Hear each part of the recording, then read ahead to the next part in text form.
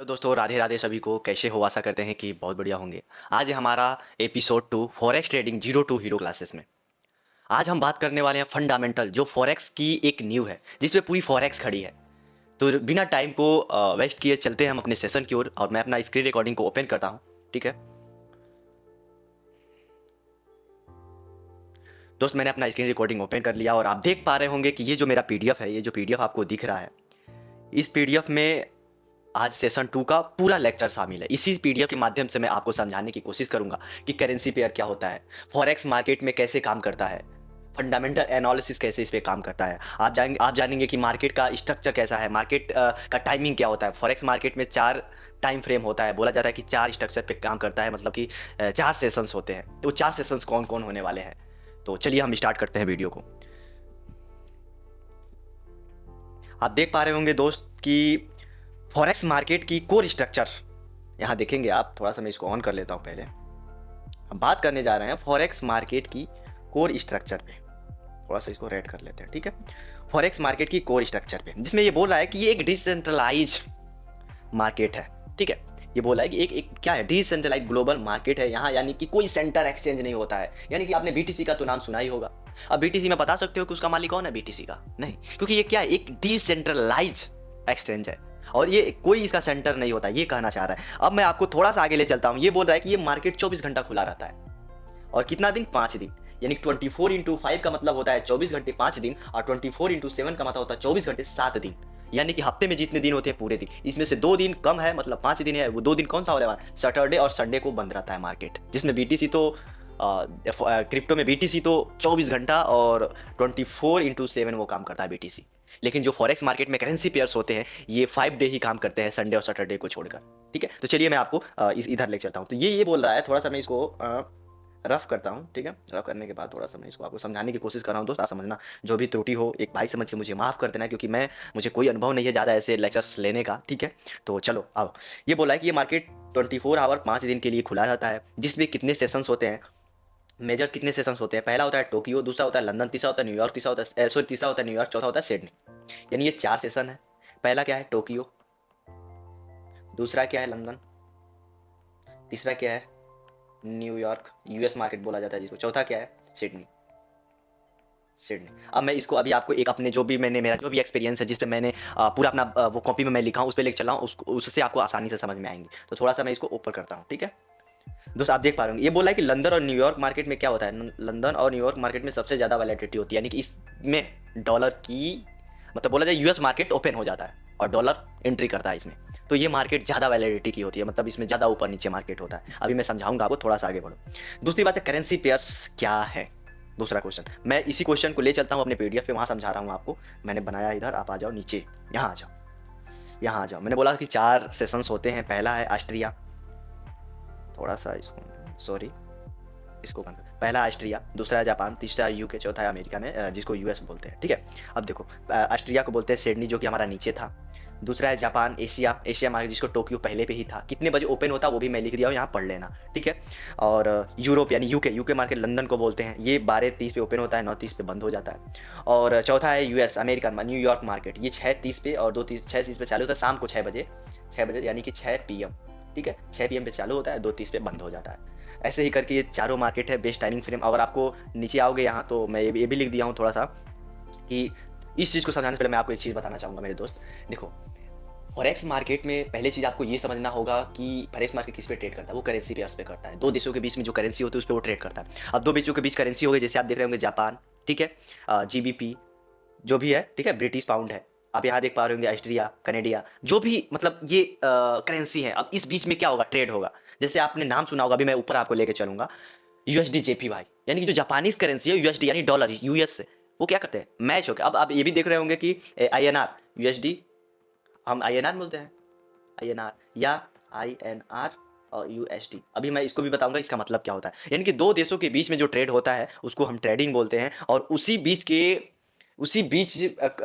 बीच को हम लोग क्या करते हैं? हम ट्रेड करते हैं जब भी मार्केट खुलता है। तो मैं ये समझाना चाहूँगा। थोड़ा सा मैं आपको ऊपर ले चलता हूँ, जहाँ मैंने अपना पूरा अनुभव वहाँ शेयर किया है। ठीक है, थोड़ा सा मैं इसको ये रफ करके लेके चलता हूँ। ठीक है, थोड़ा सा वीडियो में बने रहना, क्योंकि मैं पूरा समझाने की कोशिश कर रहा हूँ। कितना ये स्क्रीनशॉट ले सकते हो, कितना टाइमिंग पे क्या खुला है, मैंने सारी चीज़ें यहाँ राइट किया हुआ है। आ जाओ नीचे।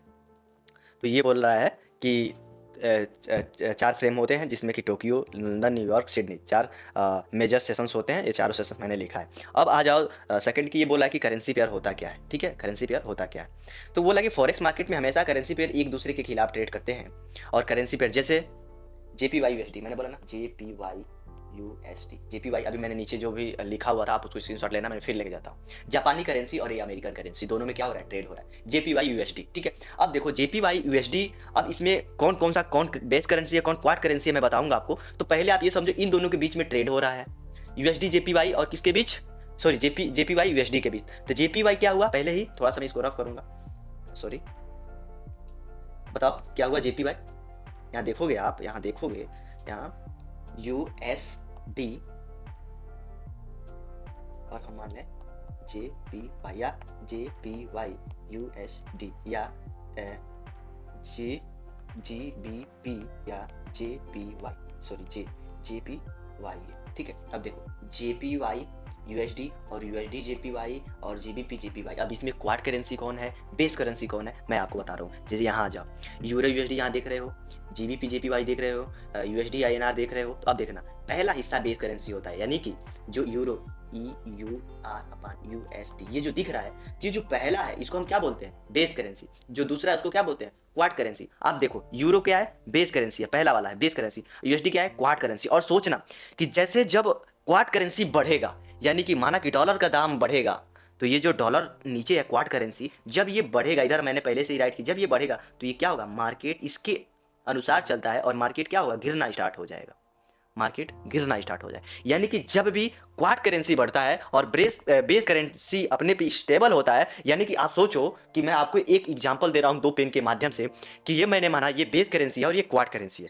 यानी कि जब ये बढ़ेगा, देखना, जब ये वाला दोनों अगेंस्ट है, देखना, जब ये क्या होगा, बढ़ेगा, तो कहीं ना कहीं ये क्या हो रहा है, कम हो रहा है ना। जब ये बढ़ेगा तो ये क्या होगा, घटेगा, यानी ये यही है। अगर ये भी इसके साथ बढ़ता तो और स्पीड के साथ गिरेगा, लेकिन ये स्थिर रहा और ये बढ़ता रहा, तभी ये क्या होगा, नीचे आएगा। ये बेस करेंसी है, ये अगर स्टेबल रहा है या अगर वो बढ़ा भी ना तो और स्पीड गिरेगा, लेकिन ये स्टेबल रहा, ये जो यूरो है स्टेबल रहा, USD बढ़ा तो मार्केट क्या हो रहा है, मार्केट नीचे गिरेगा। अगर USD बढ़ा तो, अगर USD वहीं रहा और यूरो जो बढ़ा तो मार्केट क्या हो रहा है, बढ़ रहा है। ये यही है और ये बढ़ रहा है, और ये यही है, ये बढ़ेगा, मतलब कि ये क्या हो रहा है, नीचे। मार्केट इसके अनुसार चलता है, यानी कि मार्केट बेस करेंसी के अनुसार चलता है। क्वाड करेंसी उसको मार्केट को निर्भर करता है कि मार्केट किधर जाएगा। आई थिंक आपको चीजें समझ में आ रही होंगी, ठीक है? क्वाड करेंसी बेस करेंसी क्या होता है समझ गए। क्वाड करेंसी में ये आता है, ये पीछे वाला, और बेस करेंसी में पहला। अब आप थोड़ा सा एग्जांपल में कमेंट में ये बताना कि USD इन तीनों में क्वाड करेंसी बेस करेंसी कौन सा है, ठीक है?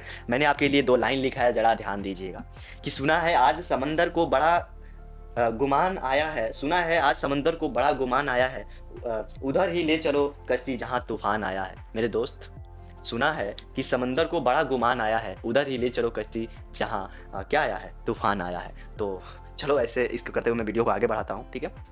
तो चलो आगे बढ़ते हैं। तो आप समझ गए कि बेस करेंसी और क्वाड करेंसी क्या है। तो मुझे ये बताओ, इसमें बेस करेंसी क्वाड करेंसी कौन है, आप लोग कमेंट करके बताना, ठीक है?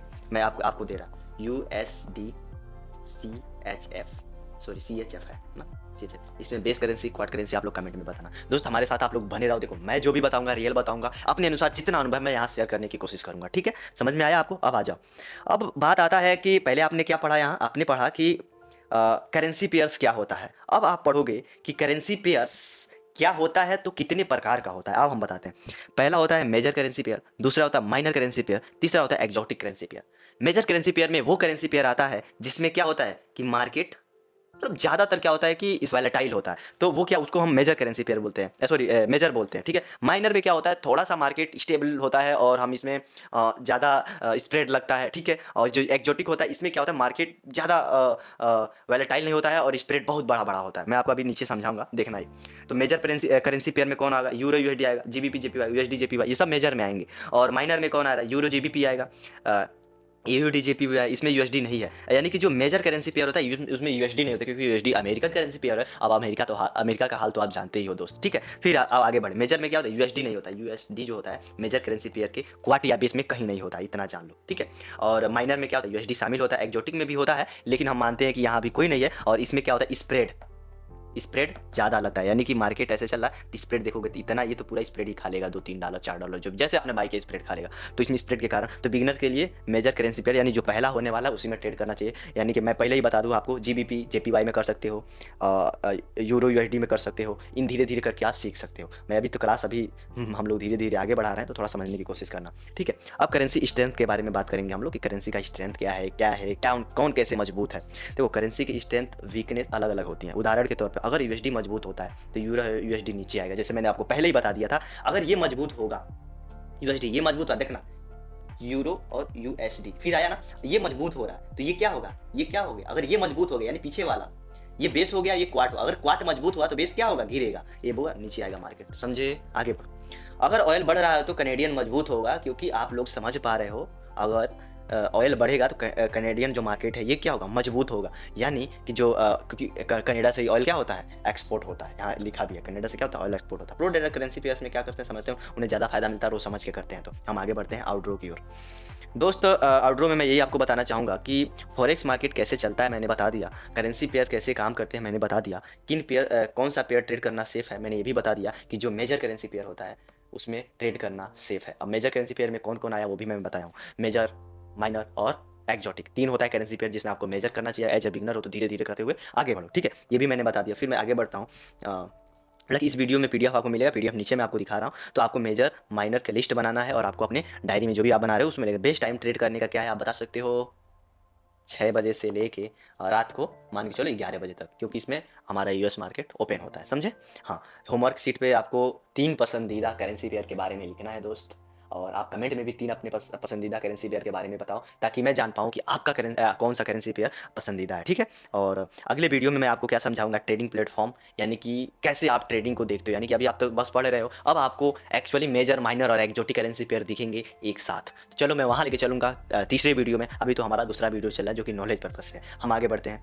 आगे बढ़ने के बाद या नीचे भी देखो टोक्यो कितने बजे खुलता है ये लिखा हुआ है, आप लोग स्क्रीनशॉट लेना, ठीक है। टोक्यो, लंदन, न्यूयॉर्क कौन कितने बजे तक खुला रहता है, मैंने इसका भी लिस्ट बनाया ताकि आप लोगों को क्या हो, कोई दिक्कत ना हो, आपका स्क्रीनशॉट लेके रख सकते हो। नीचे आ जाओ, मेजर में कौन कौन होता है, इसमें बोला कि हाई लिक्विडिटी होती है, मैंने बताया ना, मार्केट वैलेटाइल होता है, हाई लिक्विडिटी होती है। मेजर में क्या होता है कि मीडियम स्प्रेड लगता है, छोटा सा स्प्रेड और मार्केट ज़्यादा कुछ वो नहीं होता है। और एक्जोटिक में क्या होता है, हाई रिस्क होता है और हाई स्प्रेड होता है, ठीक है। तो इसीलिए मैं आपको कहूँगा कि मेजर करेंसी पेयर से स्टार्ट करो, जैसे यूरो USD, इससे आप स्टार्ट कर सकते हो। USD JPY से स्टार्ट कर सकते हो। इन दोनों को आप 3 अपना मेजर करेंसी पेयर के बारे में लिखना, और यही हम सेशन को अंत करते हैं। ये लास्ट वाला मैंने आपको समझा दिया, ये आज थोड़ा सा मैं समझा दूँ। देखो इस दिन मैंने इसको पूरा अपना पढ़ा था, ठीक है। आप देखोगे तो मैंने 19 तारीख को 6वें महीने में सारी चीज़ें हमने पढ़ के इसको मैंने आपके लिए जो वीडियो पहले भी पढ़ा हुआ इसके लिए मैंने रेडी किया। इसमें BTC gold, US oil, BTC gold, US oil, USD JPY, GBP USD, euro USD, gold, ये सारी चीज़ें मैंने लिखा। अब जो मैंने बोला था ना कि 3 जो करेंसी मेजर करेंसी पेयर में आते हैं और अच्छा खासा ट्रेड होता है, वो तीनों मैंने लिखा है, यहाँ देख लो अगर आपको नहीं दिमाग में। फिर भी आप अपना बताना कि क्या ये सही मैंने लिखा है कि नहीं, क्या आप इसको पसंद करते हो कि नहीं, ये भी बताना। पहला मैंने लिखा GBP USD, दूसरा मैंने लिखा USD JPY, तीसरा मैंने लिखा है यूरो GBP, जिसमें देखोगे ये दोनों USD है, मतलब ये क्या है, मेजर करेंसी पेयर है। और क्या है आप बता सकते हो, और क्या, इनमें मार्केट में लिक्विडिटी ज़्यादा होती है, समझे। तो ये हो गया। फिर आप देखोगे तो मैंने ये भी बता दिया कि ये बेस करेंसी होता है, ये क्वार्ट करेंसी होता है। अगर ये मार्केट यहीं भी रहा, अगर NR के दाम बढ़ा तो USD घटेगा, अगर USD या NR में ट्रेड कर रहे हो तो, एज एग्जाम्पल। और 9 से अब थोड़ा सा मैं ऊपर आ रहा हूँ, थोड़ा सा ऊपर। ये सेशंस कितने होते हैं, 9 घंटे का एक सेशन होता है, 4 होता है, 9 घंटे का एक सेशन होता है, 9 घंटे का सेशन होता है, इसमें आपका ये 4 आते हैं। अपने अनुसार इन लोगों का टाइमिंग बना हुआ है, आप देख लेना एक बार, इसको पढ़ने की कोशिश करना। पहला मैंने PDF में भी दिखा दिया, उसको नोट कर लेना, इतना टाइम नहीं है। फिर नीचे आज मैं आपको समझा रहा हूँ, ये वाला 1 मिनट में आपको समझा दूँ ताकि आपको समझ में आए। JPY को क्या बोलते हैं, जापानी येन्स। यूरो को क्या बोलते हैं, यहाँ पढ़ लो। GBP क्या करते हैं, ब्रिटिश, यहाँ पढ़ लो। AUD को क्या पढ़ते हैं, यहाँ पढ़ लो। कैनेडिया, यहाँ पढ़ लो। इसको क्या बोलते हैं, सिडनी, फ्रांस स्विट्जरलैंड से बना, यहाँ पढ़ लो। TRY जो भी मैंने पीछे वाला कहा था, इसमें कहाँ बना है, ये वाला बना। इन सब का ज़्यादा मैटर नहीं, इन लोग पढ़ने का कोई वो नहीं है, ये भी मैं भी नहीं पढ़ता हूँ, मिटा दो यार, ठीक है। बस आपको 1 2 3 4 5 बस इन पे ध्यान दो, ये दोनों का उतना ध्यान, मैं एज ए नॉलेज के पर्पज से मैंने आपको लिखा था, ताकि आप लोगों को ये नहीं, मुझे भी नहीं मालूम है, सीधा की 100 बात सुन लो। मुझे जो मालूम है मैंने आपको अच्छे से मैं बता रहा हूँ। दोस्त एक बार अपने भाई के लिए लाइक जरूर करना, ठीक है। ये मैंने आपके लिए खाली रास्ता बनाया है। और एक चीज़ और बता दूं कि अगर ट्रेडिंग में प्रो बनना है, मेरे साथ लग के मेहनत करो। मैं 100% आपको बोला हूँ दोस्त कि बन जाओगे, बस मेहनत हमारे साथ करो। तो फिर मिलते हैं मैं अगले वीडियो में, जिस वीडियो में हम लोग क्या बात करेंगे कि कौन सा एप्लीकेशन सही है, किस एप्लीकेशन पर मुझे ट्रेड करना चाहिए, डेमो करें या रियल करें। तो अगले वीडियो का इंतजार करो और इस वीडियो को शेयर करो अपने दोस्तों के साथ, ताकि मुझे भी प्रोत्साहन मिले कि हाँ हम काम कर रहे हैं। तो फिर मिलते हैं अगले वीडियो में, तब तक के लिए राधे राधे।